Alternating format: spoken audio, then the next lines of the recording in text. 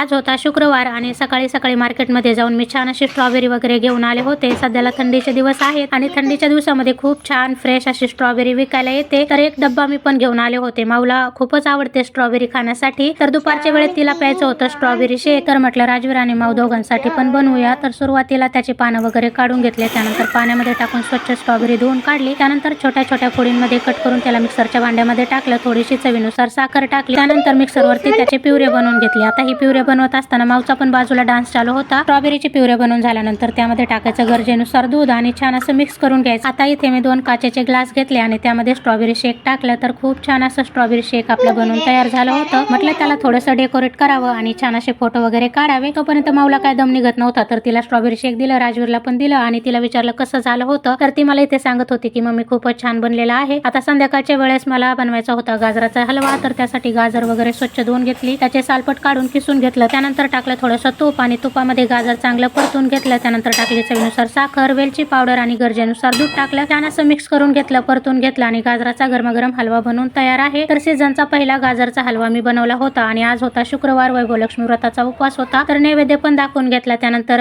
छान अशी पूजा वगैरे मांडली, छान अशी फुले वाहून घेतली आणि नंतर कथा पण वाचून घेतली। आता बाजूलाच सध्याला मी गुरुचरित्र पारायण करत आहे, तर त्याची पण पूजा होत। आता त्यानंतर संध्याकाळचा स्वयंपाक बनवायचा होता, तर तो पण लगेच आवरून घेतला। ज्वारीची भाकरी, फ्लावरची भाजी, चपाती आणि गाजराचा हलवा असा आजचा स्वयंपाक होता। तर 2 ठिकाणी मी नैवेद्य वगैरे दाखवून घेतले। चला, व्हिडिओ आवडला असेल तर नक्की व्हिडिओला लाईक, चॅनलला सबस्क्राईब करून ठेवा। बाय, श्री स्वामी समर्थ।